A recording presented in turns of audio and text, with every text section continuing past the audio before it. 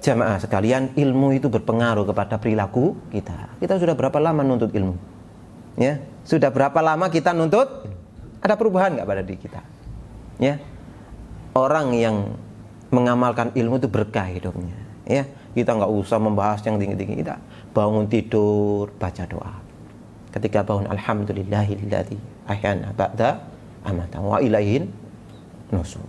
Ya, kemudian wudu, sholat. Ya, kemudian kan ke kamar mandi. Ya, ke kamar mandi. Ya, ke kamar mandi mendahulukan kaki kiri. Membaca doa Allahumma inni a'udzubika minal khubuthi wal khaba'ith. Di kamar mandi menjaga adab-adab kamar mandi. Ya, tidak bicara, tidak mengucapkan kalimat thayyibah, ya, tidak nyanyi, ya, tidak boros dalam menggunakan air, ya. Kemudian keluar mendahulukan kaki kanan, membaca ghufranaka. Ya, memakai sandalnya mendahulukan kaki kanan. Ya, kemudian menuju masjid, ya, melepas kaki kiri dulu, ya, kemudian melangkahkan ke masjid, ya. Pertama kali yang diinjakkan itu kaki kanan sambil membaca Allahumma ftah li abwaba rahmatik. Kemudian tidak duduk dulu di masjid, sholat 2 rakaat. Ya, kemudian melakukan ketaatan-ketaatan yang lainnya, kemudian keluar masjid, ya, mendahulukan kaki kiri. Ya, membaca doa Allahumma inna as'aluka min fadlik. Allahumma sinni syaitan. Ketika temannya bersin, kalau dia bersin, dia mengatakan alhamdulillah. Temannya mengatakan yarhamu Allah. Coba kita sekarang introspeksi diri dengan kondisi yang segitu tiap hari yang kita amalkan.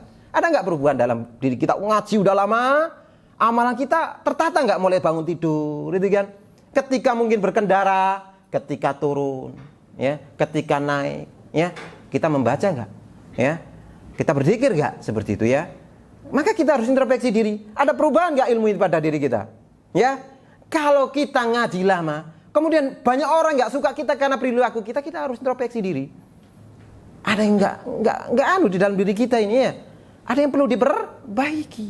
Jadi orang mengamalkan ilmu itu akan berkah waktunya. Hujan, oh ini musim hujan, ya. Musim hujan. Hujan sedang turun. Apa? Allahumma shayyiban nafi'an. Hujannya kok lebat, petir lagi. Ya, pada petir. Dah. Ya. Subhanalladzi yusabbihu ar-ra'du bihamdihi, ya, wal malaikatu min hifati. Ya, ini bisa dilihat, ya, doa-doa seperti itu kalau nggak hafal bisa di googling, ya, doa supaya berkah hidup kita. Musim hujan ini berkah bagi kita.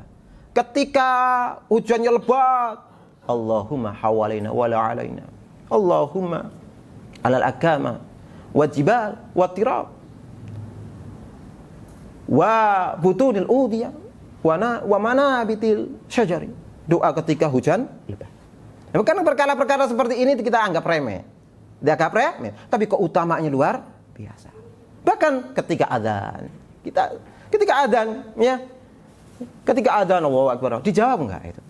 Dijawab enggak itu? Itu ada satu riwayat itu, siapa yang menjawab adzan sebagaimana yang telah diucapkan oleh yang muadzin, ya, kecuali lafaz hayya ala shalah al falah, baca la haula wala quwata illa billah, atau di salat subuh, ya, salatu khairum minan naum, ya, itu beda jawabannya. Itu apa? Siapa yang menjawab adzan kemudian dia meyakini kandungan yang dia baca itu, diampuni dosa-dosa yang telah berlalu. Maka ilmu yang bermanfaat itu keberkahan pada hidup kita.